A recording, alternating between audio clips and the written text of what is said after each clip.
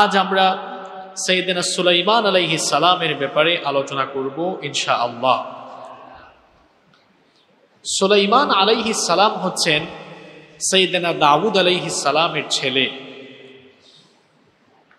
দাউদ আলাইহিস সালামের ইন্তেকালের পরে তার ছেলে সুলাইমান আলাইহিস সালাম তার স্থলাভিষিক্ত হন এবং মাত্র 13 বছর বয়সে সুলাইমান আলাইহিস সালাম তার বাবার রেখে যাওয়া সিংহাসনে আরোহণ করেন। 13 বছর থেকেই তিনি রাজত্ব গ্রহণ করে, ক্ষমতা গ্রহণ করে রাষ্ট্র ক্ষমতায় অধিষ্ঠিত হন। আল্লাহর নবী সাইয়েদনা সুলাইমান আলাইহিস সালামকে আল্লাহ তাআলা জ্ঞান, প্রজ্ঞা, নবুয়ত এবং রাষ্ট্র ক্ষমতার সাথে আরো এমন কিছু বিশেষ স্পেশালিটি দান করেছিলেন যেটা আল্লাহ তাআলা অন্য কোনো নবীকে আর দেন নাই। সুবহানাল্লাহ। সুলাইমান আলাইহিস সালামের 7টি বিশেষ বৈশিষ্ট্য আজকের জমায় আমরা আলোচনা করব ইনশাআল্লাহ। সুলাইমান আলাইহিস সালামকে আল্লাহ তাআলা এমন কিছু বিশেষ বৈশিষ্ট্য দান করেছেন যেগুলো অন্য কোনো নবীকে আল্লাহ দেন নাই। এরকম 7টি বৈশিষ্ট্য আজকে আমরা আলোচনা করব ইনশাআল্লাহ। নাম্বার 1 নাম্বার হচ্ছে আল্লাহ তাআলা সাইয়েদনা সুলাইমান আলাইহিস সালামের জন্য বায়ুকে, বাতাসকে তার আদেশের অনুগত করে দিয়েছিলেন। সুবহানাল্লাহ। বাতাস কি আমার আপনার কথা মানবে? আপনি যদি বলেন বাতাস তুমি দক্ষিণ দিকে যাও, বাতাস আপনার হুকুম মানবে? আপনি যদি বলেন বাতাস তুমি উত্তর দিকে যাও, বাতাস আপনার কথা মানবে? কিন্তু আল্লাহ তাআলা সাইয়েদনা সুলাইমান আলাইহিস সালামকে এমন স্পেশালিটি দিয়েছেন, এমন বৈশিষ্ট্য দিয়েছিলেন, সাইয়েদনা সুলাইমান আলাইহিস সালামের জন্য রব্বুল আলামিন বাতাসকে তার আদেশের অনুগত করে দিয়েছিলেন। বাতাস তার হুকুম মানত। সাইয়েদনা সুলাইমান আলাইহিস সালাম যখন বাতাসকে হুকুম করতেন, বাতাস তার হুকুম মানত। বাতাস তার হুকুম অনুযায়ী তার ইচ্ছা মতো স্থানে তাকে বহন করে নিয়ে যেত। সাইয়েদনা সুলাইমান আলাইহিস সালাম যখন তার দলবল নিয়ে বায়ুর পিঠে আরোহণ করে তার সিংহাসনে বসতেন, বিনা ইঞ্জিনে বাতাসের মাধ্যমে একদিনে 2 মাসের পথ পাড়ি দিতে পারতেন। একদিনে কয় মাসের পথ? 2 মাসের পথ। রব্বুল আলামিন কোরআনুল কারীমের 34 নম্বর সূরা সূরাতুস সাবায়ের 12 নম্বর আয়াতে সেই কথা এভাবে বললেন, ওয়ালি সুলাইমানার রিহা গুদুহা শাহরুম ওয়া রাওয়াহুহা শাহর। রব্বুল আলামিন বলছেন, আমি সুলাইমানের জন্য বাতাসকে তার আদেশের অধীন করে দিয়েছিলাম। সকালবেলা বাতাস তাকে নিয়ে 1 মাসের পথ চলে যেত, আবার বিকেল বেলা বাতাস তাকে নিয়ে 1 মাসের পথ ফিরে আসতো। অর্থাৎ সাইয়েদনা সুলাইমান আলাইহিস সালাম প্রত্যেক দিন সকাল বেলা তিনি যখন তার দলবল নিয়ে সদল বলে বায়ুর পিঠে আরোহণ করে তার সিংহাসনে বসে যেতেন, বিনা ইঞ্জিনে বাতাসের মাধ্যমে 1 মাসের পথ তিনি চলে যেতেন। আবার যখন সন্ধ্যা বেলা তিনি তার দলবল নিয়ে বায়ুর পিঠে আরোহণ করে আবার যখন তার সিংহাসনে বসে যেতেন, বিনা ইঞ্জিনে বাতাসের মাধ্যমে আবারও 1 মাসের পথ তিনি ফিরে আসতে পারতেন। এইরকম একটি স্পেশালিটি আল্লাহ তাআলা তার নবী সুলাইমান আলাইহিস সালামকে দান করেছেন। গেল নাম্বার 1। নাম্বার 2 নম্বর হচ্ছে আল্লাহ তাআলা সাইয়েদনা সুলাইমান আলাইহিস সালামকে এমন একটি বিশেষত্ব দিয়েছেন, তিনি তামাকে তরল ধাতুতে রূপান্তর করে সেগুলো দিয়ে পাত্র বানাতে পারতেন। সুবহানাল্লাহ। তামা বুঝেন তো আপনারা? আগুন ছাড়া তামাকে কি গলানো যায়? দেখেন বাপ আর বেটার মুজিজাটা কেমন। বাবা দাউদ আলাইহিস সালামের মুজিজা ছিল লোহাকে চেপে ধরলে লোহা গলে যেত, আর ছেলে সুলাইমান আলাইহিস সালামকে আল্লাহ মুজিজা দিলেন, তিনি আবার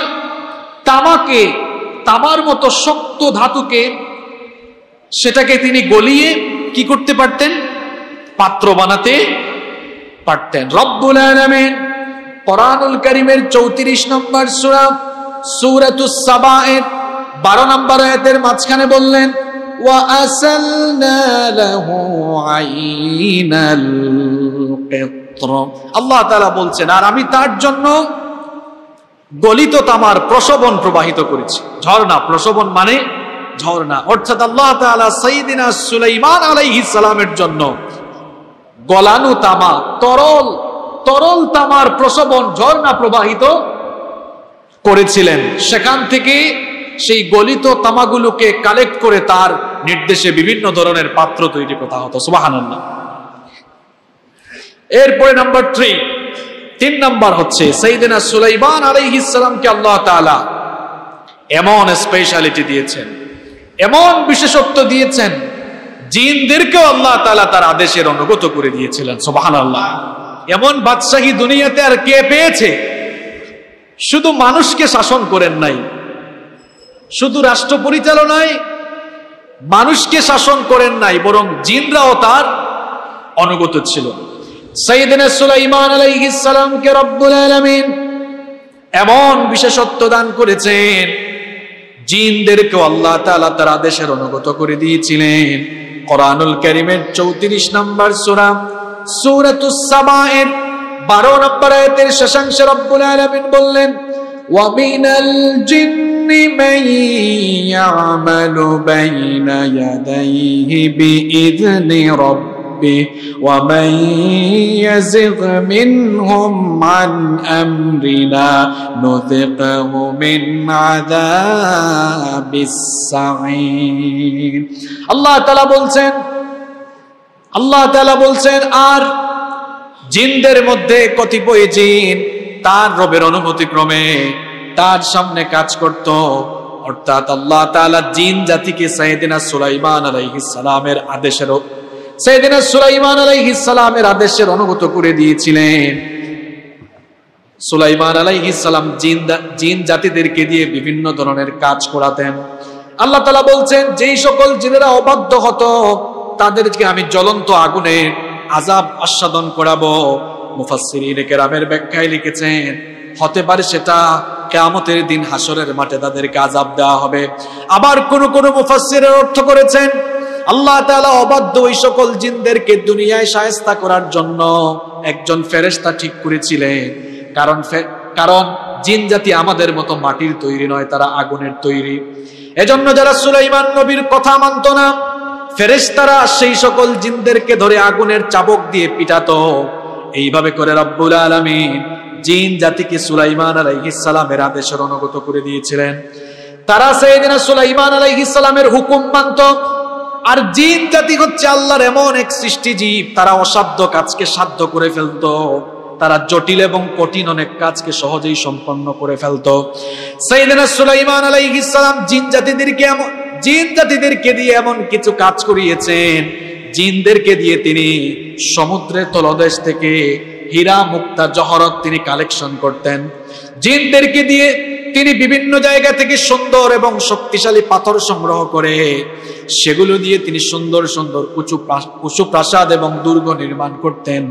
রব্বুল আলামিন কোরআনুল কারীমের 21 নম্বর সূরা সূরাতুল আম্বিয়া এর 28 নম্বর সূরাতুল আম্বিয়া এর 82 নম্বর আয়াতে বললেন, ওয়া মিনাশ শায়াতিনি মান ইয়াগুসুনা লাহু ওয়া ইয়ামালুনা আমালান দুনা যালিক ওয়া কুননা লাহুম হাফিজিন। আল্লাহ তাআলা বলছেন, আর শয়তান অর্থাৎ অবাধ্য জিনদেরকে রব্বুল আলামিন সুলাইমান আলাইহিস সালামের আদেশের অনুগত করে দিয়েছিলেন। তিনি তাদেরকে দিয়ে ডুবুরির কাজ করাতেন। অর্থাৎ এরা সমুদ্রের তলদেশে ডুব দিয়ে সমুদ্রের তলদেশ থেকে মহামূল্যবান সম্পদ সুলাইমান আলাইহিস সালামের কাছে এনে দিত। আবার সুলাইমান আলাইহিস সালাম এদেরকে দিয়ে এমন এমন কাজ করিয়েছেন যে সকল কাজ সেই যুগে সেই সময়ে জটিল এবং কঠিন ছিল। এই যুগে তো বিমান আছে, রকেট আছে, এক জায়গা থেকে আরেক জায়গায় বিভিন্ন পণ্য নিয়ে যাওয়া যায়। কিন্তু সুলাইমান আলাইহিস সালামের সময় তিনি সুন্দর সুন্দর অনেক শহর নির্মাণ করেছিলেন। এমনকি ফিলিস্তিনের বাইতুল মুকাদ্দাস তিনি পুনর্নির্মাণ করেছিলেন। এত বড় বড় বিশাল পাথর দিয়ে সেই যুগে সুলাইমান আলাইহিস সালাম বাইতুল মুকাদ্দাস তিনি পুনর্নির্মাণ করেছিলেন। আমি কখনো বাইতুল মুকাদ্দাসে যাই নাই, কিন্তু ইউটিউব আর ফেসবুকে সেই চিত্র দেখেছি এবং অনেক মানুষের কাছ থেকেও বক্তব্য শুনেছি ওই বাইতুল মুকাদ্দাসের বড় বড় পাথরগুলো, সুন্দর সুন্দর পাথরগুলো দেখলে বর্তমান দুনিয়ার মানুষ, বর্তমান জামানার মানুষগুলো অবাক হয়ে যায়। কারণ সুলাইমান আলাইহিস সালাম ওই বাইতুল মুকাদ্দাসের পুনর্নির্মাণ কাজের জন্য কোনো রাজমিস্ত্রি ব্যবহার করেন নাই, অবাধ্য জিনদেরকে দিয়ে বিভিন্ন জায়গা থেকে তিনি বড় বড় পাথর উত্তোলন করে এনেছিলেন এবং সেই পাথর দিয়ে সুন্দর, অভিনব আর নিখুঁত ভাবে কারুকার্য করে বাইতুল মুকাদ্দাসকে তিনি পুনর্নির্মাণ করেছিলেন। সাইয়েদনা সুলাইমান আলাইহিস সালাম তিনি অবাধ্য জিনদেরকে দিয়ে বিভিন্ন জায়গা থেকে বড় বড় পাথর আনাতেন এবং সেগুলো দিয়ে সাইয়েদনা সুলাইমান আলাইহিস সালাম উঁচু উঁচু প্রাসাদ, দুর্গ এবং ভাস্কর্য নির্মাণ করতেন। রব্বুল আলামিন কোরআনুল কারীমের 34 নম্বর সূরা সূরাতুস সাবায়ের 13 নম্বর আয়াতে বলছেন, يعملون له ما يشاء من محاريب وتماثيل وجفان كالجواب وقدور الراسيات اعملوا آل داود شكرا وقليل من عبادي الشكور। الله تعالى বলছেন সুলাইমান আলাইহিস সালাম জিন জাতিদেরকে দিয়ে ডুবুরির কাজ করাতেন আর তারা সমুদ্রের নিচে ডুব দিয়ে সেখান থেকে হীরা জহরত, মুক্তা এবং বিভিন্ন মূল্যবান সম্পদ নিয়ে আসতো। কিংবা তারা মাঝে মাঝে দূর দূরান্ত থেকে বড় বড় সুন্দর সুন্দর পাথর নিয়ে আসতো। সুলাইমান আলাইহিস সালামের ইচ্ছা অনুযায়ী সেগুলো দিয়ে তারা দুর্গ, ভাস্কর্য এবং হাউজ সদৃশ বৃহদাকার পাত্র এবং চুল্লির উপর স্থাপিত বিশাল ডেক তারা নির্মাণ করত। এভাবে সুলাইমান আলাইহিস সালাম বিভিন্ন ধরনের প্রাসাদ বানাতেন। এই আয়াত শুনে কেউ যেন আবার না ভাবে তাহলে ভাস্কর্য নির্মাণ জায়েজ, কারণ সুলাইমান নবীর সময় তো কোরআনেই আছে, সূরা সাবার 13 নম্বর আয়াত। কোরআন যারা শুদ্ধ করে পড়তে পারে না, আপনারা দেখবেন মাঝে মাঝে এরাও টকশুতে এসে বাংলা অনুবাদ নিয়ে হাজির হয়ে যায়, কয় দেখছেন সুলাইমান নবীর সময়ে ভাস্কর্য বানানো জায়েজ ছিল। আরে পাগলা, বাংলা অনুবাদ দিয়ে যদি কোরআন বোঝা সহজ হইতো তাহলে 20-30 বছর মানুষ মাদ্রাসায় পড়াশোনা করতো না। কোরআন ব্যাখ্যার মূলনীতি আছে, কোরআন বুঝারও কিছু মূলনীতি আছে, সেগুলা না জেনে না বুঝে তো বাংলা অনুবাদ দেখেই একটা কিছু বলে দেওয়া যাবে না। মুফাসসিরিনে কেরাম এখানে তামাথিল শব্দের অর্থ ভাস্কর্য এনেছেন ঠিক, তবে সেই সময়ে ভাস্কর্য যেটা বানানো হয়েছে কোনো প্রাণীর আকৃতি নয়, কোনো জীবজন্তুর আকৃতি নয়, বরং প্রাণী নয়, জীবজন্তু নয়, প্রাকৃতিক বিভিন্ন দৃশ্যের ভাস্কর্য বানানো হয়েছে। আর সুলাইমান নবীর সময়ের কোনো ঘটনা এটা উম্মতে মুহাম্মদের জন্য দলিল হতে পারে না। এই জন্য আমিও মাঝে মাঝে বলি, যেমন কুকুর তেমন মুগুর দরকার। কেউ যদি বলে সুলাইমান নবীর সময়ে সেটা জায়েজ ছিল, সেটা এখন আমাদের নবীর সময়ে জায়েজ, তাহলে আমাদের নবীর উম্মতের জন্য জায়েজ। তা আমি বলবো আদম নবীর সময়ে ভাই বোনের বিয়ে জায়েজ ছিল, তো তুই তোর বোনকে আগে বিয়ে কর। আগের নবীর শরীয়ত আমাদের উম্মতের জন্য আবশ্যক নয়, বরং আমাদের উম্মতের জন্য আল্লাহ যে শরীয়ত দিয়েছেন সেটা অকাট্য। এখানে যা আছে তাই মানতে হবে, বাড়ানো যাবে না, কমানো যাবে না, কোনো ইখতিয়ার আল্লাহ মানুষকে দেন নাই। তো যেই কথা বলছিলাম, সাইয়েদনা সুলাইমান আলাইহিস সালাম জিনদেরকে দিয়ে এভাবে তিনি বিভিন্ন জায়গা থেকে বড় বড় পাথর কালেকশন করে এবং তাদেরকে ডুবুরির কাজে লাগিয়ে সমুদ্রের তলদেশ থেকে মূল্যবান সম্পদ আনে তিনি মূল্যবান সম্পদ কালেকশন করে সেগুলো দিয়ে উঁচু উঁচু প্রাসাদ, দুর্গ ইত্যাদি নির্মাণ করতেন। সাইয়েদনা সুলাইমান আলাইহিস সালাম চিন্তা করলেন বাইতুল মুকাদ্দাস তিনি পুনর্নির্মাণ করবেন এবং বাইতুল মুকাদ্দাসের চারপাশের এলাকা, বাইতুল মুকাদ্দাসের চারপাশে তিনি সুন্দর একটি শহর নির্মাণ করবেন। তার অভিলাষ, তার ইচ্ছা ছিল সুন্দর এবং বড় বড় পাথর দিয়ে অভিনব কায়দায় সুন্দর করে একটি শহর বাইতুল মুকাদ্দাসের চারপাশে নির্মাণ করবেন এবং বাইতুল মুকাদ্দাস মসজিদ থেকে সুন্দর করে তিনি পুনর্নির্মাণ করবেন। এই জন্য সাইয়েদনা সুলাইমান আলাইহিস সালাম দূর দূরান্ত থেকে পৃথিবীর বিভিন্ন জায়গা থেকে জিনদেরকে দিয়ে বড় বড় পাথর আনালেন। জিনদেরকে তিনি আদেশ করলেন, তোমরা পৃথিবীর বিভিন্ন জায়গা থেকে বড় বড় এবং মনোরম সুন্দর ডিজাইনের পাথরগুলো নিয়ে আসো। সুলাইমান আলাইহিস সালামের আদেশ অনুযায়ী জিনেরা এবার পৃথিবীর বিভিন্ন জায়গা থেকে, দূর দূরান্ত থেকে তারা এবার পাথর আনা শুরু করলো। পাথর আনার পরে সুলাইমান আলাইহিস সালাম বললেন, এবার তোমরা বাইতুল মুকাদ্দাস নির্মাণের কাজ শুরু করে দাও। জিনেরা অবাধ্য ছিল, সুলাইমান আলাইহিস সালাম কাজে যদি খেয়াল না দেন তাহলে তারা ফাঁকিবাজি করত। এই জন্য সুলাইমান আলাইহিস সালাম জিন জাতির এই কাজকে নিজেই তিনি তদারকি করলেন, নিজেই তিনি তত্ত্বাবধায়ক হিসাবে তাদের কাজকে পরিচালনা করছেন। জিন জাতি যখন বাইতুল মুকাদ্দাসের কাজ শুরু করে দিল, মূল নির্মাণের কাজ শেষ হয়ে যাওয়ার পরে আরো কিছু সৌন্দর্য বর্ধনের কাজ বাকি ছিল। ঠিক এমন সময়ে সুলাইমান আলাইহিস সালামের মৌতের সময় এসে গেল। মালাকুল মউত এসে বললেন, ওগো আল্লাহর নবী সুলাইমান, দুনিয়া থেকে চলে যাওয়ার সময় এসেছে। সুলাইমান আলাইহিস সালাম তখন বললেন, আমি যদি এখন দুনিয়া থেকে চলে যাই, আমার যদি মৌত হয়ে যায়, তাহলে অবাধ্য এই জিন জাতি তারা তাদের কাজ বন্ধ করে দিবে। সুলাইমান আলাইহিস সালাম চিন্তা করছেন কি করা যায়। আল্লাহ তাআলা তাকে জানিয়ে দিলেন, ওগো আমার নবী সুলাইমান, শোনো, তুমি একটা কাজ করো, কাঁচ দিয়ে একটা মেহরাব বানাও। কাঁচ দিয়ে মেহরাব বানিয়ে ওই মেহরাবের ভেতরে তুমি প্রবেশ করো। আর মেহরাবটাকে এমন ভাবে বানাও কাঁচগুলো যেন স্বচ্ছ হয়, যেন বাহির থেকে কাঁচের ভেতরের সব দেখা যায়। সাইয়েদনা সুলাইমান আলাইহিস সালাম কাঁচ দিয়ে একটি মেহরাব বানালেন। কাঁচ দিয়ে একটি মেহরাব বানিয়ে সেই মেহরাবের ভেতরে ঢুকে গেলেন। আল্লাহ তাআলা বললেন, ওগো আমার নবী সুলাইমান, এবার তুমি একটা লাঠি ভর করে দাঁড়িয়ে থাকো। লাঠি ভর করে দাঁড়িয়ে ওই জিন জাতির দিকে তাকিয়ে থাকো। তারা তো বাহির থেকে গ্লাসের ভেতরে তোমাকে দেখবে, তারা দেখবে যে তুমি তাদের সব কাজ পর্যবেক্ষণ করছো, এই ভয়ে তারা কাজ করবে। এই অবস্থায় যদি তোমার মৌত হয়ে যায়, আমি আল্লাহ হুকুম করলাম, তোমার দেহ থেকে যদি প্রাণ চলে যায়, তোমার দেহ এই লাঠির উপরে দাঁড়িয়ে থাকবে ততক্ষণ, জিন জাতির কাজ শেষ হয় না যতক্ষণ। এবার সুলাইমান আলাইহিস সালাম ওই কাচের তৈরি মেহরাবের ভেতরে লাঠি ভর করে তিনি দাঁড়িয়ে থাকলেন। ঠিক সময়ে মালাকুল মউত তার রূহ কবজ করে ফেললেন। সুলাইমান আলাইহিস সালামের রূহ কবজ করার পরে তার দেহটা মাটিতে পড়লো না, কারণ একটা লাঠিতে ভর করে তিনি দাঁড়িয়েছিলেন। আল্লাহর হুকুমে তার দেহটা আবার দাঁড়িয়ে থাকলো। তাফসীরের কিতাবগুলোতে এসেছে এইভাবে করে তার দেহ 1 বছর দাঁড়িয়েছিল। আল্লাহু আকবার। না আপনি বলবেন, হুজুর দেহ তো পচে যাওয়ার কথা, নবীদের দেহ আর আমার আপনার দেহ কি একরকম নাকি? নবীদের দেহ পচে না, গলে না, এমনকি মাটিও গ্রাস করতে পারে না, কারণ দুনিয়ার মাটির জন্য আল্লাহ হারাম করেছেন। আল্লাহু আকবার। সাইয়েদনা সুলাইমান আলাইহিস সালামের দেহ লাঠির উপরে ভর করে 1 বছর দাঁড়িয়ে থাকলো। এবার হঠাৎ করে মাটির পোকা, উই পোকা, যেটাকে উই পোকা বা অনেক এলাকায় এটাকে গুণ পোকা বলে, গুণ পোকা এবার উই পোকা এবার লাঠি খাওয়া আরম্ভ করে দিল।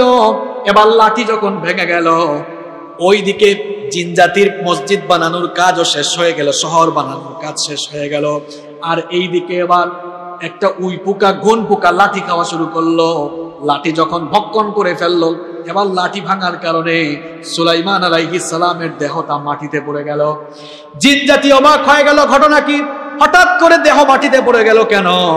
ওই সময় ওই গুণ পোকা অর্থাৎ মাটির পোকা, ওই পোকা জিন জাতিকে সংবাদ দিল, উনি আরো 1 বছর আগে ড্যামেজ হয়ে গেছেন, দুনিয়া থেকে চলে গেছেন। 1 বছর আগেই তার ইন্তেকাল হয়েছে। জিন জাতি তখন বলেছিল, আহারে আমরা যদি জানতাম 1 বছর আগেই সুলাইমান নবী দুনিয়া থেকে চলে গিয়েছে, তাহলে হাঁটু ভাঙা পরিশ্রম করে আমরা এত কাজ করতাম না, পালিয়ে যেতাম।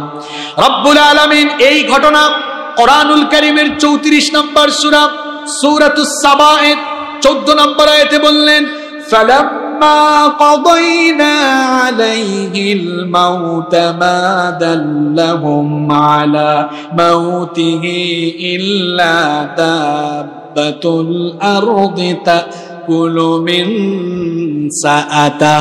আল্লাহ তাআলা বললেন, আমি যখন আমার নবী সুলাইমানের মৃত্যু ঘটালাম, ওই পোকা তখন তার লাঠি খেয়ে ফেললো। লাঠি খেয়ে ফেলার কারণে কি হলো? লাঠি খেয়ে ফেলার কারণে তিনি যখন মাটিতে পড়ে গেলেন, মাটিতে পড়ার পরে ওই পোকা জিন জাতিকে সংবাদ দিল।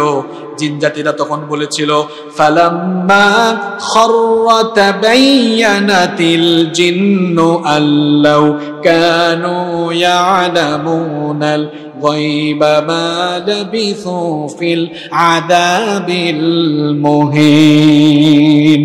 তিনি তার দেহ যখন মাটিতে পড়ে গেল, জিনজাতি তখন বলল, আরে আমরা তো গায়েবের খবর জানি না, যদি জানতাম এই সুলাইমান মারা গিয়েছে, ইন্তেকাল হয়েছে 1 বছর আগে, এই একটা বছর এত কষ্ট আর আমরা করতাম না।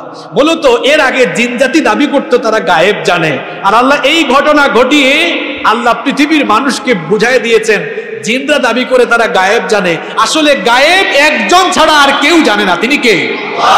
এমনকি নবীরাও গায়েব জানেন না, আল্লাহ যতটুকু জানান ততটুকু ছাড়া। কারণ আপনি বললেন হুজুর কেমন কথা বললেন, হ্যাঁ এই যে রানী বিলকিসের ঘটনা একটু পরে শুরু হবে, ওই রানী বিলকিসের ঘটনাও তো তিনি জানতেন না। আচ্ছা, ইয়াকুব আলাইহিস সালামের নাম তো আপনারা শুনেছেন, ইউসুফ আলাইহিস সালামের বাবা, ইউসুফ আলাইহিস সালামকে তার ভাইরা কুয়ায় ফেলছে, এটা কি তিনি জানতে পেরেছেন? আল্লাহ জানানোর আগে জানতে পেরেছেন? তো নবীরা গায়েব জানেন কিভাবে? হ্যাঁ, নবীরা ততটুকু জানেন, আল্লাহ তাদেরকে যতটুকু জানান। তাই বলে কি নবীরা আমার আপনার মতো মানুষ না? নবীরা অসাধারণ, তাদের সাথে পৃথিবীর কোনো মানুষের তুলনা হয় না। আমাদের সাথে নবীদের পার্থক্য ওই জায়গায়, আমরা গুনাহ করি, নবীরা কোনো গুনাহ করেন না, নবীরা মাসুম, তাদেরকে মাসুম রেখেছেন কে? আল্লাহ। আরো পার্থক্য আছে, দুনিয়ার কোন মানুষের কাছে আল্লাহর তরফ থেকে ওহী নাজিল হয় না, কিন্তু নবীদের কাছে ওহী নাজিল হয় কার তরফ থেকে? আল্লাহ। নবীরা হচ্ছেন অতুলনীয় ব্যক্তিত্ব, যার সাথে পৃথিবীর কোনো মানুষের তুলনা হয়। এইভাবে করে সাইয়েদনা সুলাইমান আলাইহিস সালাম অবাধ্য জিনদেরকে দিয়ে তিনি কি করলেন? বাইতুল মুকাদ্দাসের কাজ সম্পন্ন করলেন। কেমন নবী দেখেন, জিনেরাও তার কথা শুনতো। সুবহানাল্লাহ পড়েন। আবার এই ঘটনা থেকে আরেকটা জিনিস শিক্ষাও আছে, সেটা হচ্ছে মৌত হচ্ছে এমন একটি বিষয়, এটা নবীকেও ছাড়ে না, উম্মতকেও ছাড়ে না। এবং the time is death, the time of death is determined by Almighty Allah. এই মৃত্যুর সময়টা আল্লাহর তরফ থেকে নির্ধারিত। মৃত্যুর সময় আসলে বিলম্ব করা হয় না। আপনি বলতে পারবেন না যে মাননীয় মালাকুল মউত একটু সময় দেন, এই 1 মিনিট 10টা মিনিট সময় দেন, বলতে পারবেন? আর মালাকুল মউত কি আপনার কাছে পারমিশন নিয়ে আসবে নাকি? অমুক সাহেব আমি কি আসবো আপনার কাছে, এরকম বলে আসবে?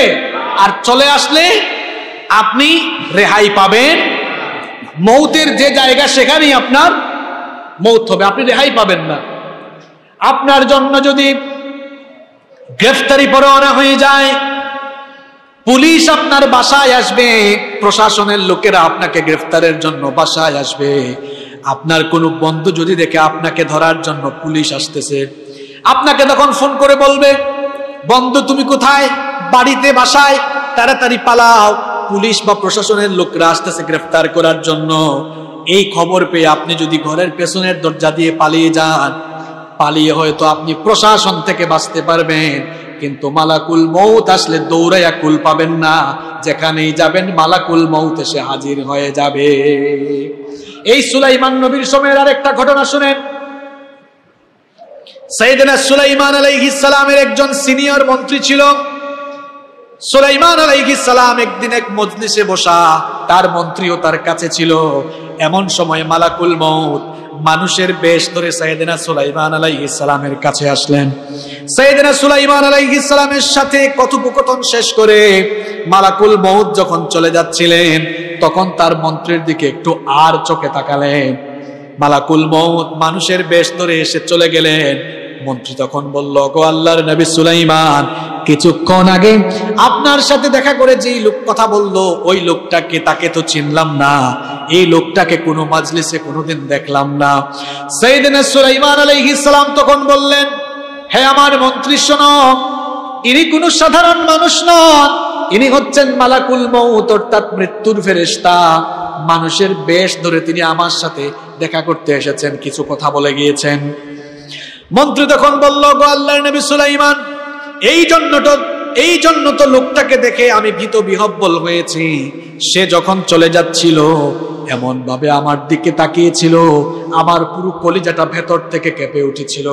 আমি যদি তাকে আর কোনোবার আপনার মজলিসে দেখি, আমি নিজেকে ঠিক রাখতে পারবো না, নিয়ন্ত্রণ হয়তো হারিয়ে ফেলতে পারি, ভীত সন্ত্রস্ত হয়ে। এই জন্য বাতাস তো আপনার হুকুম মানে, আপনি বাতাসকে হুকুম করেন বাতাস যেন আমাকে এখান থেকে নিয়ে, বাতাস যেন আমাকে বহন করে হিন্দুস্তানের কোন দূরবর্তী জায়গায় নিয়ে পৌঁছে দেয়। সাইয়েদনা সুলাইমান আলাইহিস সালাম এবার তিনি বাতাসকে অর্ডার করলেন। বাতাস সাইয়েদনা সুলাইমান আলাইহিস সালামের হুকুম অনুযায়ী তার মন্ত্রীকে নিয়ে হিন্দুস্তানের একটা দূরবর্তী জায়গাতে রেখে আসলো। মালাকুল মউত দ্বিতীয় দিন পরের দিন সুলাইমান আলাইহিস সালামের সাথে সাক্ষাৎ করতে আসলেন।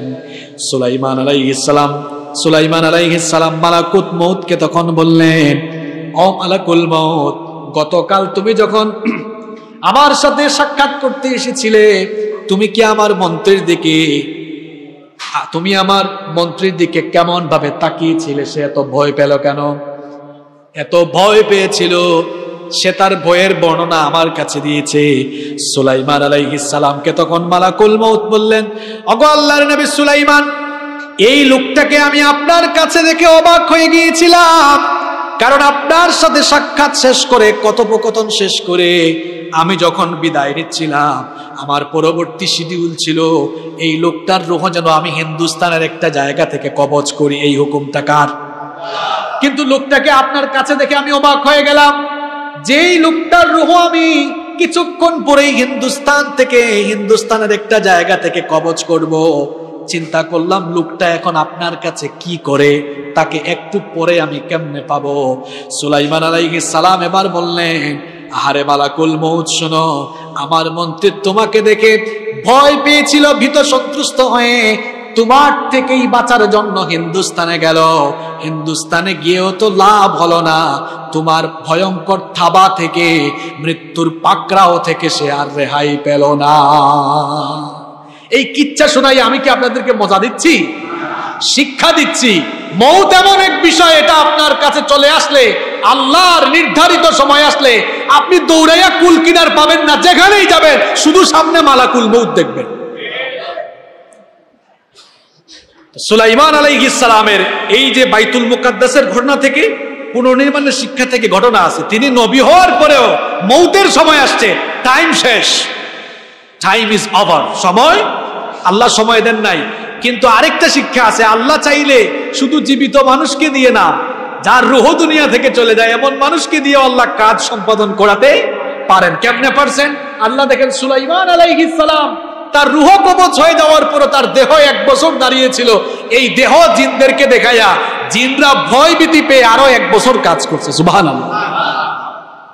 তাহলে সুলাইমান আলাইহিস সালামের কয়টা বৈশিষ্ট্য বললাম? মনে রাখতেছেন নাকি মাথার উপর দিয়ে যাচ্ছে? 1 নাম্বার বলেছিলাম, সুলাইমান আলাইহিস সালামের জন্য আল্লাহ বাতাসকে তার আদেশের অনুগত করে দিয়েছিলেন। তারপরে 2 নাম্বার কি বলেছিলাম? তামাকে তিনি তরল ধাতুতে পরিণত করতে পারতেন। 3 নাম্বার, জিনদেরকে দিয়েও তিনি কাজ করাতেন। সুবহানাল্লাহ। নাম্বার 4 নাম্বার হচ্ছে, শুধু জিনদেরকেই শাসন করেন নাই, এমন নবী যিনি জীবজন্তুর ভাষা বুঝতেন, প্রাণীর ভাষা বুঝতেন, এমনকি পক্ষীকুল পাখির ভাষাও বুঝতেন। সুবহানাল্লাহ। এই যে বিভিন্ন পাখি, চড়ুই পাখির আওয়াজ একটা, এক এক পাখির এক এক আওয়াজ, আমি আপনি বুঝি না সাউন্ডটা কিসের, কিন্তু সুলাইমান নবীকে পাখির ভাষা বুঝার যোগ্যতা দিয়েছেন কে? সাইয়েদনা সুলাইমান আলাইহিস সালামকে আল্লাহ তাআলা এমন স্পেশালিটি দিয়েছিলেন, পাখির ভাষাও তিনি বুঝতেন। কোরআনুল কারীমের 27 নম্বর সূরা সূরাতুন নামালের 16 নম্বর আয়াতে রব্বুল আলামিন বললেন, ওয়া ওয়ারিসা সুলাইমানু দাউদ ওয়া ক্বালা ইয়া আইয়ুহান নাসু উল্লিমনা মানতিকাত الطير وأوتينا من كل شيء إن هذا لهو الفضل المبين। আল্লাহ তাআলা বলছেন, আর সুলাইমান দাউদ আলাইহিস সালামের উত্তরাধিকার হলো। আর সুলাইমান আলাইহিস সালাম বলেছিলেন, ইয়া আইয়ুহান নাস, হে মানুষেরা, হে মানব জাতি শোনো, উল্লিমনা মানতিকাত তাইরি ওয়া উতিনা মিন কুল্লি শাই, আমার উপর আল্লাহ এমন অনুগ্রহ করেছেন, আমাকে আল্লাহ তাআলা পাখির ভাষা বোঝারও যোগ্যতা দান করেছেন। সাইয়েদনা সুলাইমান আলাইহিস সালাম পাখির ভাষা কেমনে বুঝতেন? একটা ঘটনা শোনায়। একটা পাখির নাম হচ্ছে হুদহুদ পাখি। এই হুদহুদ পাখি রানী বিলকিসের ঘটনা সাইয়েদনা সুলাইমান আলাইহিস সালামকে জানিয়েছিল। ইয়ামেনের সাবায় যেই মহিলা রাজত্ব করছিল, ইয়ামেনের সাবা রাজ্যের রানী ছিল বিলকিস। ওই রানী বিলকিসের খবর নিয়ে এসেছিল এই হুদহুদ পাখি। সাইয়েদনা সুলাইমান আলাইহিস সালাম তিনি তার সৈন্যবাহিনীকে নিয়ে একবার এক সফরে বের হলেন। এক মরুভূমিতে যাওয়ার পরে সেখানে তার সৈন্যবাহিনীর পানির দরকার হলো। সাইয়েদনা সুলাইমান আলাইহিস সালাম তখন হুদহুদ পাখিকে তালাশ করলেন। মরুভূমিতে যাওয়ার পরে হুদহুদ পাখিকে তিনি কেন তালাশ করলেন? এর কারণ হলো হুদহুদ পাখিকে আল্লাহ এমন একটি বৈশিষ্ট্য দিয়েছেন, এমন একটা স্পেশালিটি দিয়েছেন। হুদহুদ পাখি মাটির উপর থেকে মাটির নিচে ভূগর্ভে থাকা বস্তু সমূহকে দেখতে পায়। এমনকি ভূগর্ভের কোন জায়গায় প্রবাহিত পানি আছে সেটাও হুদহুদ পাখি দেখতে পায়। আল্লাহু আকবার!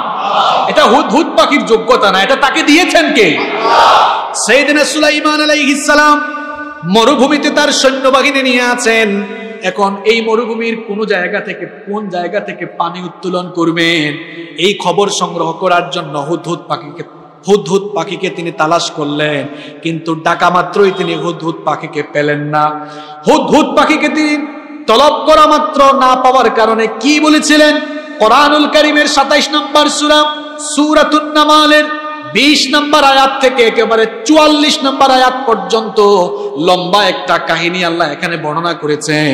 আল্লাহ তাআলা বলছেন, ওয়াতাফাক্কাদাত الطير فقال ما لي لا أرى الهدهد أم كان من الغائبين لأعذبنه عذابا شديدا أو لأذبحنه أو ليأتيني بسلطان মুবিন।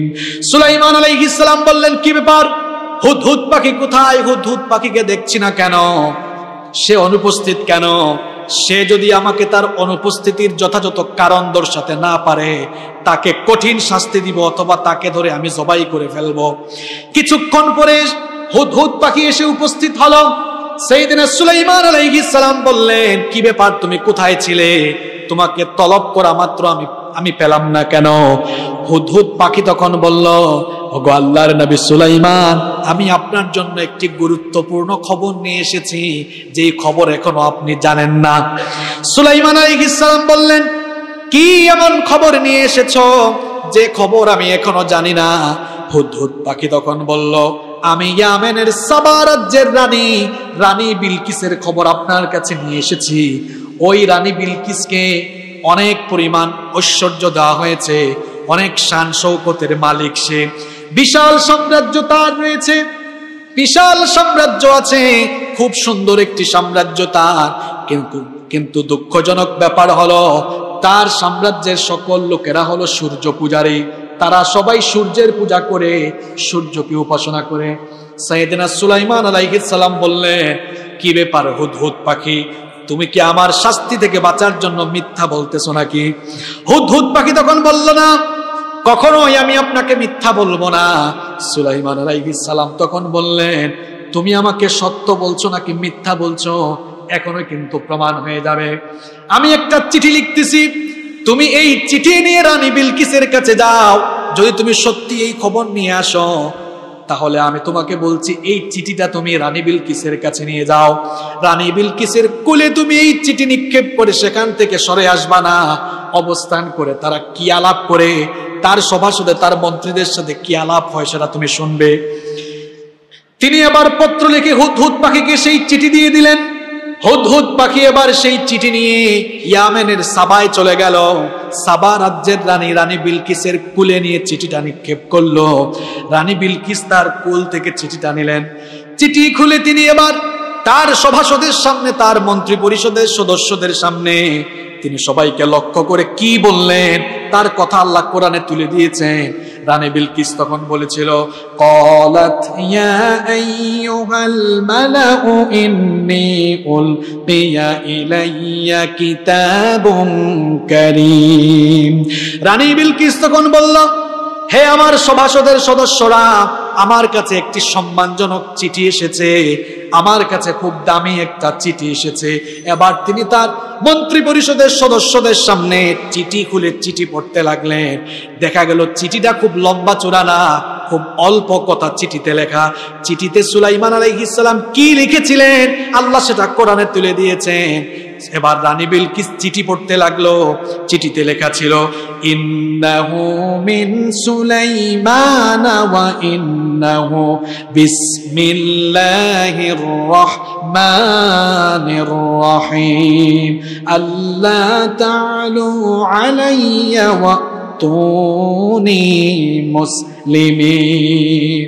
এত লম্বা চিঠি না, এই দুই আয়াত, দুইটা কথা, দুইটা জুমলা, দুইটা সেন্টেন্স আছে। কি ছিল লেখা? ইন্নাহু সুলাইমান, নিশ্চয়ই আমি সুলাইমান, বা এটা সুলাইমানের থেকে আসা চিঠি। বিসমিল্লাহির রহমানির রহিম, পরম করুণাময় আল্লাহর নামে শুরু করছি, যিনি মেহেরবান এবং দয়ালু। আমাদের মধ্যে তো অনেকেই আছে বক্তব্য দিতে গিয়া তার নেতার নাম 200 বার বলবে, বিসমিল্লাহ পড়ে। এরকম আছে? আরে বাপরে বাপ, ভক্তি দেখাইতে দেখাইতে তুমি আল্লাহর নাম ভুলে গেছো। তুমি মরে কবরে যাও না, তোমার একটা নেতাও কাজে লাগবে না, আল্লাহ ছাড়া তোমার জন্য কেউ আপন নাই। কোন নেতা তোমার কণ্ঠ চেপে ধরলো যে তোমার কণ্ঠস্বর থেকে আল্লাহর নাম উচ্চারিত হতে দেয় না? কোন নেতার পিছে তুমি ঘুরো? আল্লাহ আমাদেরকে হেদায়াত দান করো। তিনি লিখলেন, ইন্নাহু সুলাইমানা ওয়া ইন্নাহু বিসমিল্লাহির রহমানির রহিম। বিসমিল্লাহ বলে চিঠিটা শুরু করলেন। এত লম্বা চূড়া চিঠি না যে মহামান্য রানী কেমন আছেন, ভালো আছেন কিনা, রাজ্যের কি খবর, এত কিছু লেখা নাই। কারণ তিনি তো পয়গাম্বর, পয়গাম্বর সুলভ চিঠি দিয়েছেন।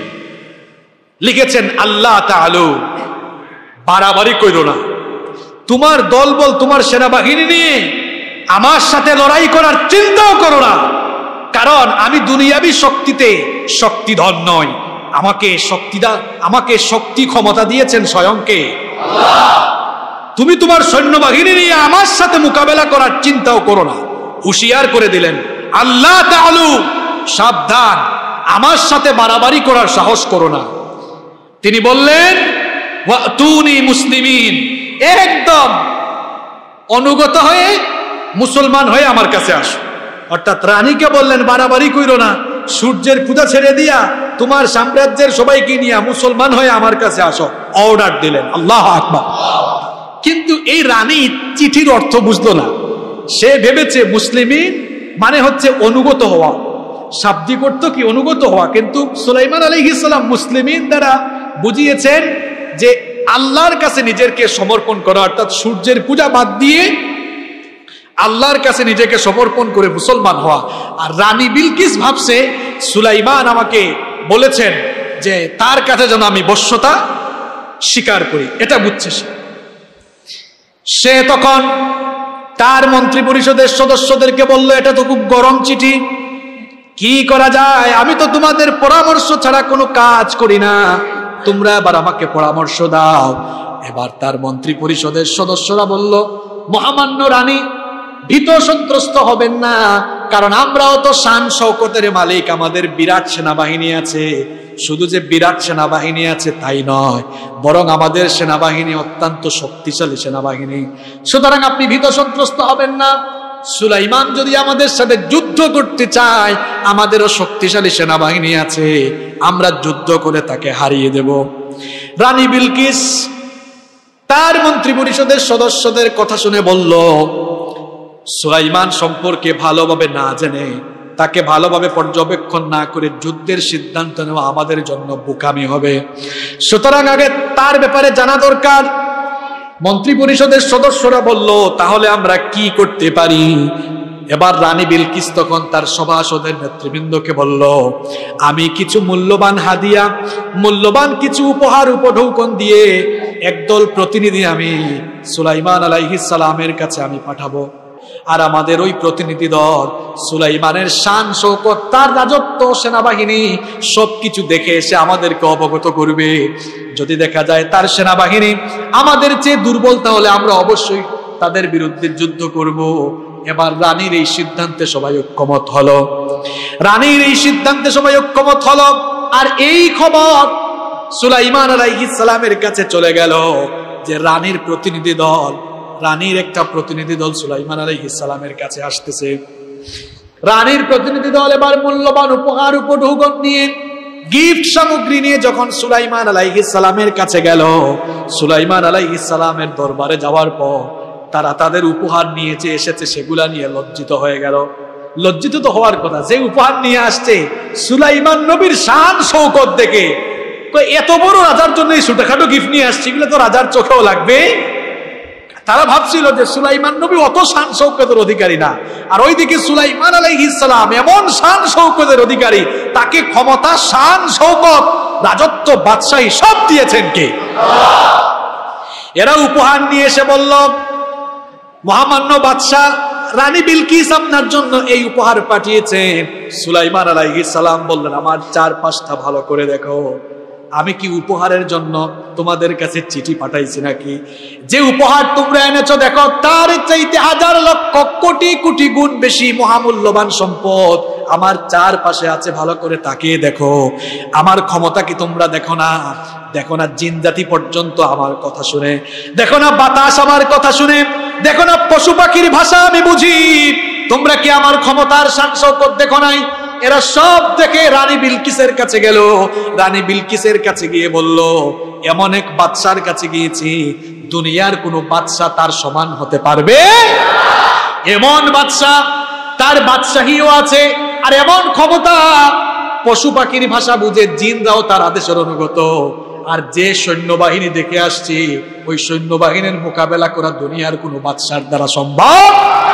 রানী বিলকিস তখন বলল, তাহলে তো তার সাথে যুদ্ধ করা এটা বোকার কাজ। যুদ্ধ করলে দেখা যাবে কোন শক্তিশালী রাজার বিরুদ্ধে যুদ্ধ করলে শক্তিশালী রাজারা সেই জনপদে ঢুকলে জনপদকে একেবারে বিপর্যস্ত, বিধ্বস্ত করে ফেলে। সুতরাং আমরা সুলাইমান নবীর বিরুদ্ধে যুদ্ধ করব না, বরং আমরা তার বশ্যতা স্বীকার করব, আমরা তার আনুগত্য স্বীকার করে তার কাছে যাব, গিয়ে বলবো আমরা তার আদেশের অনুগত হয়ে গিয়েছি। রানী বিলকিস এবার তার সাম্রাজ্যে সভাসদ বৃন্দকে নিয়ে আল্লাহর নবী সুলাইমান আলাইহিস সালামের উদ্দেশ্যে যাত্রা করলো। আল্লাহ তাআলা ওহীর মাধ্যমে সুলাইমান আলাইহিস সালামকে সেই কথা জানিয়ে দিলেন। এবার রানী সুলাইমান আলাইহিস সালামের দরবারে আসার পর রানী যেন অবাক হয়ে যায়। সুলাইমান আলাইহিস সালাম একটা কাজ করলেন, শুনতেছেন? রানী যেন সুলাইমান নবীর দরবারে এসে অবাক হয়ে যায়। তিনি এবার এমন একটা কাজ করলেন, ফেরেশতাদের মাধ্যমে রানী বিলকিসের যে সিংহাসন ছিল, রানী বিলকিস আসার আগে ওই সিংহাসন তিনি তার কাছে নিয়ে আসলেন। চিন্তা করছেন কত বড় কথা এটা? এই ক্ষমতা তাকে দিয়েছেন কে? রানী বিলকিসের সিংহাসন যেটা দেশে বসে, ওটাই তিনি নিয়ে আসলেন। রানী বিলকিস আসার আগে তার সিংহাসন সুলাইমান নবী তার দরবারে নিয়ে আসলেন। এরপরে জিনদেরকে তিনি বললেন, এটার স্ট্রাকচার হালকা পরিবর্তন করে দাও। এবার জিনেরা এটার স্ট্রাকচার হালকা পরিবর্তন করে দিল। রানী বিলকিস যখন আসলো, সুলাইমান নবী তাকে বললেন, ওই যে সিংহাসন দেখা যায়, সিংহাসনটা কি তুমি চিনো নাকি? রানী বিলকিস বলল, চেনা চেনা তো লাগে, কিন্তু তারপরেও একটু অচেনা লাগে। কারণ অচেনা লাগছে এই জন্য, আমার সিংহাসনটা দেখতে এইরকমই, কিন্তু সুলাইমান নবী তো জিনদেরকে দিয়ে কিছুটা স্ট্রাকচার পরিবর্তন করেছেন। এটা রানী বিলকিস জানতো না, এজন্য সে বলতেছে চেনা চেনা লাগছে, তারপরেও অচেনা লাগে, মনে হচ্ছে এটার কিছুটা পরিবর্তন হয়েছে। আল্লাহ নবী সুলাইমান আলাইহিস সালাম তখন বললেন, তুমি আসার আগেই তোমার সিংহাসন আমি নিয়ে এসেছি, তুমি কি বুঝো না আল্লাহ তাআলা কেমন ক্ষমতা আমাকে দিয়েছেন? আল্লাহু আকবার। রানী বিলকিস বলল, আমি এখন আপনার কাছে কোনো উপহার নিয়ে আসি নাই, যুদ্ধ করতেও আসি নাই, এই দেখেন আমার সভাসদ নিয়ে এসেছি, আনুগত্য স্বীকার করলাম, বশ্যতা স্বীকার করলাম। সে তখন বলেছিল, ওয়াকুন্না মুসলিমিন, আমরা সবাই আপনার অনুগত হয়ে গেলাম। তখন সে ঈমান আনে নাই। সুলাইমান আলাইহিস সালাম মূলত চিঠি দিয়েছিলেন ঈমান এনে তার সামনে আসার জন্য, কিন্তু রানী বিলকিস এসে বলল যে আমরা সবাই আপনার অনুগত হলাম, অর্থাৎ এই কথা দ্বারা বোঝালো আপনার আদেশের অধীন হলাম, যা আদেশ করবেন আমরা তাই মানব, আপনার আদেশ মেনে আমরা আমাদের রাজ্য পরিচালনা করব। সুলাইমান আলাইহিস সালাম বুঝতে পারলেন এই মহিলা এখনো আমার কথার উদ্দেশ্য বুঝতে পারে নাই, সুতরাং তাকে ভালো করে আমার উদ্দেশ্য বুঝায় দেওয়া দরকার। সুলাইমান আলাইহিস সালাম এবার তিনি জিনদেরকে ডাকলেন, জিনদেরকে ডেকে বললেন রানী বিলকিসের জন্য একটা শীষ মহল বানাও, একটা শীষ মহল, একটা প্রাসাদ তার জন্য তৈরি করো, এমন প্রাসাদ বানাবা যেই প্রাসাদ রানী তার জীবনেও চোখে দেখে নাই। আল্লাহু আকবার। এমন একটা প্রাসাদ বানাও যেই প্রাসাদটা হবে স্বচ্ছ কাচের, স্বচ্ছ কাচের তৈরি হবে, এবং যেই প্রাসাদটা হবে অত্যন্ত উঁচু, এরকম উঁচু কাচের একটা প্রাসাদ বানাও। একটা শীষ মহল বানানো হলো। সুলাইমান আলাইহিস সালাম বললেন এই মহলে ঢোকার সামনে যে আঙ্গিনাটা আছে, এই আঙ্গিনার মধ্যে এবার একটা জলাশয় খনন করো। এবার জিনজাতি, এবার জিনেরা সেখানে একটা জলাশয় খনন করলো। সুলাইমান আলাইহিস সালাম বললেন এবার সেই গর্তটা পানি দিয়ে ফিল আপ করে দাও। শুনতেছেন কথা? দেখেন ওই যুগে সুলাইমান নবীর মাথায় কি চিন্তা। তিনি বললেন মাটিতে এখানে গর্ত খনন করো, প্রাসাদের সামনে গর্ত খনন করা হলো। সুলাইমান আলাইহিস সালাম বললেন গর্তটা পানি দিয়ে ফিল আপ করে দাও। এরপরে সুলাইমান নবী বললেন এটার উপরে আবার কাচের কার্পেটিং করো, কাচ দিয়ে কার্পেটিং করো, যেন এটার উপর দিয়ে হেঁটে মহলের ভেতর ঢোকা যায়। এবার যখন কাচ দিয়ে কার্পেটিং করা হলো, দূর থেকে দেখলে বা কাছে এসে দেখলে ধোঁকা খাওয়া লাগে, মনে হয় যেন এখানে কোনো জলাশয় পানি আছে, কারণ উপরে তো কোনো টাইলস না, সরাসরি কি কাচ। এখন দেখলে দেখা যায় পানি নড়াচড়া করছে। আচ্ছা পুকুরে বা নদীতে পানি নড়ে না? সুলাইমান নবী এটা খুব টেকনিক করে করলেন।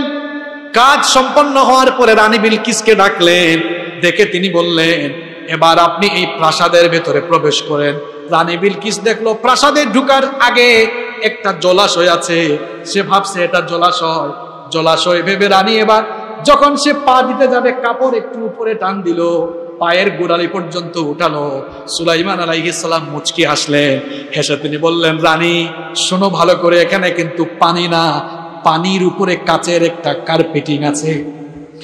রানী তখন বুঝতে পারলো এইরকম অতুলনীয় অসাধারণ শক্তিমত্তা এটা দেখানোর জন্যই সুলাইমান এটা করেন নাই, বরং সুলাইমান আমাকে এটাই বুঝাতে চেয়েছেন এই যে অলৌকিক এত সব ক্ষমতা এটা দুনিয়ার কোনো মানুষ এমনি এমনি পেতে পারে না, বরং অলৌকিক ক্ষমতা যিনি তাকে দিয়েছেন তিনি কে।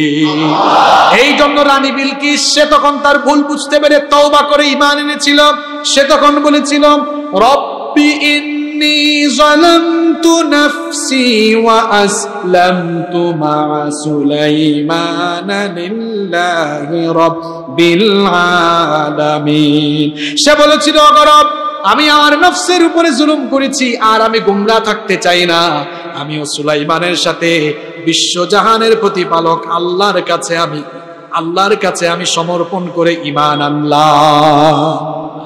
এইভাবে সুলাইমান আলাইহিস সালাম পাখির ভাষা বুঝতেন, এটাও ছিল তার একটা বৈশিষ্ট্য। নাম্বার 5 নাম্বার শুধু পাখি না, পিপিলিকা, পিঁপড়ার ভাষাও তিনি বুঝতেন। সুবহানাল্লাহ। এমন এক নবী তিনি ছিলেন পিপিলিকার ভাষাও বুঝতেন। সাইয়েদনা সুলাইমান আলাইহিস সালাম একবার তার সৈন্যবাহিনী নিয়ে রওনা হয়েছেন। পথ চলতে চলতে এমন একটি জায়গায় তারা আসলেন যেখানে পিপিলিকার বসতি ছিল। পিঁপড়ার সর্দার যে ছিল, পিঁপড়ার সর্দার সুলাইমান আলাইহিস সালামের সেনাবাহিনীকে দেখে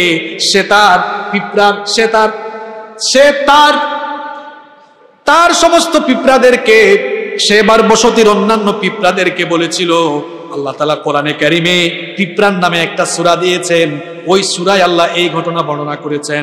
কোরআনুল কারীমের 27 নম্বর সূরা সূরাতুন নামালের 18 নম্বর আয়াত থেকে আল্লাহ এই কাহিনী বর্ণনা করছেন। হাত্তা ইযা আতাউ আলা ওয়াদিন নামলি ক্বালাত নামলাতুন ইয়া আইয়ুহান নামলু দুখুলু মাসাকিনাকুম লা লায়াহতিমান্নাকুম সুলাইমানু ওয়া জুনুদুহু ওয়া হুম লা ইয়াশউরুন। পিঁপড়ার সর্দার অন্যান্য পিঁপড়াদেরকে বলল, তোমরা যদি সুলাইমানের সেনাবাহিনীর পদতলে পিষ্ট হতে না চাও তাহলে তাড়াতাড়ি তোমরা বসতির ভেতরে ঢুকে যাও। সুলাইমান আলাইহিস সালাম পিপীলিকার ভাষা বুঝতেন। পিঁপড়ার সর্দারের এই কথা শুনে সুলাইমান নবী মুচকি হাসলেন। সুলাইমান নবী মুচকি এসে অহংকার করলেন না। আমরা তো সামান্য ক্ষমতা পাইলে খুব অহংকার করি। যখন আমরা সমাজের বা রাষ্ট্রের উন্নতি করি আমরা বলি এটা আমরা করেছি, অথচ কিছুই আপনি করতে পারবেন না। সব করানোর মালিক কে? এই যে সাইয়েদনা সুলাইমান আলাইহিস সালাম পিপীলিকার ভাষা বুঝলেন, তিনি তার সৈন্যবাহিনীর সামনে বড়াই করে অহংকার করে বললেন না, দেখো আমি এমন বাদশা, পিঁপড়ার ভাষা বুঝি। এমন কথা না বলে কি কথা বললেন, আল্লাহ তাআলা সেটা কোরআনে কারিমে উঠিয়ে দিলেন। সুলাইমান আলাইহিস সালাম তখন বলেছিলেন, ফাতাবাসসামা দাহিকাম মিন কওলিহা ওয়া ক্বালা রাব্বি আউজি'নি আন আশকুরা নি'মাতাকাল্লাতী আন'আমতা আলাইয়া ওয়া আলা ওয়ালিদাইয়া ওয়া আন আ'মালা সালিহান তারদাহু ওয়া আদখিলনি বিরহমাতিকা ফি ইবাদিকাস সালিহিন। সুলাইমান আলাইহিস সালাম মুচকি হেসে রবের কৃতজ্ঞতা জানালেন। তিনি বললেন, হে আমার রব, তুমি আমাকে আর আমার বাবা দাউদ আলাইহিস সালামকে তুমি যে নিয়ামত দিয়েছো এই জন্য তোমার শুকরিয়া আদায় করছি। ওগো রব, আমাকে এমন নেক আমল করার সুযোগ দাও যে নেক আমল করা তুমি পছন্দ করো, আর দয়া করে আমাকে তুমি আর তোমার রহমতে, তোমার অনুগ্রহে আমাকে তুমি তোমার নেককার বান্দাদের কাতারে শামিল করো। কি সুন্দর দোয়া! অহংকার করেছেন না শুকরিয়া করেছেন? নাম্বার 6 নাম্বার, রব্বুল আলামিন সুলাইমান আলাইহিস সালামকে এমন সাম্রাজ্য, এমন ক্ষমতা দিয়েছেন যা কিয়ামত পর্যন্ত এই রকম ক্ষমতা আল্লাহ কাউকে দিবেন না। সুলাইমান আলাইহিস সালাম আল্লাহর নির্দেশে আল্লাহর কাছে এটা চেয়ে নিয়েছিলেন। তিনি আল্লাহকে বলেছিলেন, ক্বালা রাব্বিগফিরলি ওয়া হাবলি মুলকান লা ইয়ানবাগি লি আহাদিন মিন বা'দি ইন্নাকা আনতাল ওয়াহ্হাব। তিনি বলেছিলেন, হে রব, আমাকে মাফ করো, আমাকে ক্ষমা করে দাও, আর আমাকে তুমি এমন সাম্রাজ্য, এমন ক্ষমতা দান করো, আমার পরে এমন ক্ষমতার অধিকারী যেন আর কেউ না হয়। এজন্য সাইয়েদনা সুলাইমান আলাইহিস সালামকে আল্লাহ এমন ক্ষমতা দিয়েছিলেন। পিঁপড়ার ভাষা বুঝতেন, পাখির ভাষা বুঝতেন, মানুষের পাশাপাশি জিন শাসন করেছেন। এরপরে সুলাইমান আলাইহিস সালামের জন্য আল্লাহ বাতাসকে অনুগত করে দিয়েছেন। এই রকম ক্ষমতা আল্লাহ কিয়ামত পর্যন্ত আর কাউকে দিবেন না। নাম্বার 7 এবং 7 নাম্বার সর্বশেষ হচ্ছে, সুলাইমান আলাইহিস সালামকে আল্লাহ তাআলা মানুষের মাঝে ন্যায় বিচার করার জন্য আল্লাহ তাআলা তার তরফ থেকে স্পেশাল জ্ঞান এবং প্রজ্ঞা দিয়েছেন। সুবহানাল্লাহ। এবং আল্লাহ কোরআনে বলেছেন সুলাইমানের বিচার মানে আল্লাহর বিচার। সুবহানাল্লাহ, কত বড় কথা! কি সুন্দর বিচার তিনি করতেন শুনেন। তার বিচারের প্রশংসা সরাসরি আল্লাহ কোরআনে করেছেন। তার একটি বিচারের ঘটনা আল্লাহ কোরআনে দিয়েছেন, খুব সংক্ষিপ্ত ঘটনা। তার বিচারের একটি কাহিনী কোরআনে এভাবে এসেছে। তার বাবা দাউদ আলাইহিস সালামের জামানার সেই ঘটনা। দাউদ আলাইহিস সালামের দরবারে একবার 2 লোক আসলো। এক লোক হচ্ছে একটা ক্ষেতের মালিক, শস্য ক্ষেতের মালিক, আর আরেকজন হচ্ছে ছাগল পালের মালিক। কয়জন লোক আসলো? একজন ছাগল পালের মালিক, আরেকজন শস্য ক্ষেতের মালিক। শস্য ক্ষেতের মালিক এসে ছাগল পালের মালিকের বিরুদ্ধে অভিযোগ করে বলল, ওগো আল্লাহর নবী দাউদ, এই লোকটার ছাগলের পাল আমার শস্য ক্ষেতে ঢুকে আমার সবগুলো শস্য ক্ষেত খেয়ে ফেলেছে, ফসল নষ্ট করে ফেলেছে। এই অভিযোগ করার পর বিবাদে যে লোক ছিল সে অভিযোগের সত্যতা স্বীকার করলো। সাইয়েদনা দাউদ আলাইহিস সালাম বিচারের রায় দিলেন। তিনি বললেন, যেহেতু তোমার ছাগলের পাল এই লোকটার ক্ষেতের সব ফসল খেয়ে ফেলেছে, এখন লোকটার যে পরিমাণ ফসলের ক্ষেত নষ্ট করেছে এই পরিমাণ ফসলের দাম তোমার পুরা ছাগল পালের দামের সমান। সুতরাং বিচারের রায় দিলেন, তোমার ছাগলের পাল তুমি শস্য ক্ষেতের মালিককে দিয়ে দাও। শেষ বিচার। বিচার শেষ করে তারা 2 জন যখন চলে যাচ্ছে, যাওয়ার সময় তারা বের হয়েই পাইল দাউদ নবীর ছেলে সুলাইমান আলাইহিস সালামকে সুলাইমান আলাইহিস সালাম জিজ্ঞেস করলেন, আমার বাবার কাছে কেন এসেছো? এরা ঘটনা শোনালো, বিচারের রায় শোনালো। সুলাইমান আলাইহিস সালাম দুইজনকে ধরে বাবার কাছে গেলেন, গিয়ে বললেন, বাবা এই বিচারটা আমি করলে রায় কিন্তু অন্যভাবে দিতাম। সুবহানাল্লাহ পড়বেন না? বাবা ছেলেকে বলছেন, বাবা বিচারটা আমি করলে রায় কিন্তু অন্যভাবে। বাবা রাগ করলেন না, তিনি বললেন, দাউদ আলাইহিস সালাম বললেন, বাবা সুলাইমান তুমি বিচারটা করলে কেমন রায় দিতে তুমি আমাকে শোনাও। সুলাইমান আলাইহিস সালাম বললেন, আমি এমন রায় দিতাম দুই পক্ষ খুশি হইতো এবং দুই পক্ষ এই রায় থেকে উপকার পাইতো। দাউদ আলাইহিস সালাম বললেন, কেমন রায় দিতে? সুলাইমান আলাইহিস সালাম বললেন, আমি বিচারটা করলে রায়টা এভাবে দিতাম, আমি বলতাম যেই লোকটার ছাগলের পাল ঢুকে ক্ষেত নষ্ট করে ফেলেছে, আমি বলতাম এই ছাগল পালের মালিককে বলতাম, তুমি তোমার ছাগলের পাল ওই ক্ষেতের মালিককে ততদিন দাও যতদিন না ওই ক্ষেতের জায়গায় তুমি ক্ষেত করে ফসল পূর্বের অবস্থায় না দিতে পারবা, ততদিন পর্যন্ত তোমার ছাগলের পাল ওই লোকটার কাছে থাকবে। এতে করে দেখা যাবে ছাগলের পাল থেকে ওই লোকটা দুধ এবং পশম দ্বারা উপকৃত হবে। অন্যদিকে এই লোকটা ছাগলের পাল ফিরে পাওয়ার জন্য এই জমিনে ক্ষেত করে তার আগের মালিককে আগের জায়গায় এনে ফিরায় দিবে। তারপরে দেখা যাবে এই লোকটা তার ক্ষেতও পাবে, এই লোকটা তার ছাগলের পালও পাবে, দুই পক্ষের কোনো লস হবে না। এই বিচার যখন তিনি করলেন, দাউদ আলাইহিস সালাম বললেন, এটাই হচ্ছে সুন্দর বিচার। আর আল্লাহ বলেন, এটা সুলাইমানের বিচার নয়, এটা হলো সরাসরি আমি আল্লাহর বিচার। এভাবে তিনি ন্যায় বিচার করতেন। আরেকটা ঘটনা বুখারী শরীফে এসেছে, দুই মহিলা একবার ঝগড়া করতেছে বাচ্চা একটাকে নিয়ে। ঘটনাটা ছিল এইরকম, দুই মহিলা সফরে বের হয়েছে, তাদের দুইজনের কুলেই ছিল দুধের শিশু। হঠাৎ করে মাঝপথ থেকে বয়সে ছোট যেই মহিলা ছিল, ওই মহিলার কুল থেকে বাচ্চা বাঘ, ওই মহিলার কুল থেকে একটা বাঘ এসে বাচ্চাটা নিয়ে গেল। এবার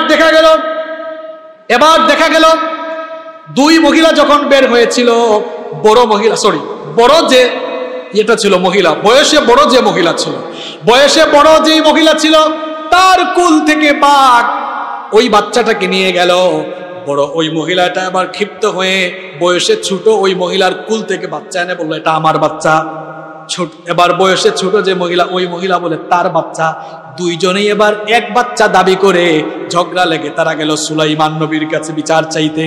সুলাইমান আলাইহিস সালাম কি টেকনিক করে বিচার করলেন দেখেন। বললেন, এখনো সময় আছে, যে কোনো একজন সত্য কথা বলো যে এটা আমার সন্তান, আরেকজন বলে এটা আমার সন্তান না, কিন্তু দুইজনই বলে এটা তাদের সন্তান। সুলাইমান নবী বললেন, এবার আমি এমন রায় দিব বিপদে পড়বা। সুলাইমান নবী বললেন, জিনদেরকে বললেন, একটা চাকু নিয়ে আসো, ছুরি নিয়ে আসো, আমি ছুরি দিয়ে বাচ্চাটাকে কেটে দুই ভাগ করব। যেহেতু এক বাচ্চা দুইজন দাবি করে, কেটে দুই ভাগ দুইজনকে দিয়ে দিব। আচ্ছা বলেন তো, কোনো মা কি তার সন্তানকে চোখের সামনে দুই ভাগ করতে দিবে নাকি? এই জন্য সুলাইমান নবী এটা টেকনিক করেছিলেন আসল মা খোঁজার জন্য, এবং তিনি টেকনিক করে আসল মাও খুঁজে পেলেন। এবার বয়সে ছোট মহিলা, ওই মহিলারই তো বাচ্চা, সে ভাবলো, আহারে আমার সন্তান যদি আমি নাও পাই, অন্তত আমার সন্তানটারে বাঁচাই, ওই মহিলা নিয়ে যাক, কোনো অসুবিধা নাই। মহিলা বললেন, মহামান্য বাদশাহ, এই বাচ্চাটা আমার না, তারপরও তারে কাইটেন না, ওই মহিলারে দিয়ে দেয়। সুলাইমান নবী বললেন, সত্য কথা বের করার জন্যই আমি এই টেকনিক করেছি, আসলে সন্তানটা তোমার, তুমি নিয়ে যাও। এরপরে সুলাইমান নবী এভাবে বিচারের রায় দিলেন। এই যে সুলাইমান নবীকে আল্লাহ এত সব অসাধারণ ক্ষমতা, যোগ্যতা, বিচক্ষণতা দিয়েছেন, অহংকার করেন নাই, বরং বাপ বেটা দুজন, সুলাইমান আলাইহিস সালাম এবং তার বাবা দাউদ আলাইহিস সালাম, দুজনকে আল্লাহ ক্ষমতা, যোগ্যতা, জ্ঞান, প্রজ্ঞা দেওয়ার পরে দুজনেই অনুগত হয়েছেন কার? দুজনেই আল্লাহর প্রশংসা জানিয়ে বলেছেন। সূরা নামলের 15 নম্বর আয়াতে এসেছে, ওয়ালাকাদ আতাইনা দাউদা ওয়া সুলাইমানা ইলমা ওয়া ক্বালা আলহামদুলিল্লাহিল্লাযী ফাদ্দালানা আলা কাসীরিম মিন ইবাদিহিল মুমিনিন। আল্লাহ তাআলা বলছেন, আর আমি দাউদ এবং সুলাইমান দুজনকে আমার তরফ থেকে ইলম, জ্ঞান দান করেছিলাম।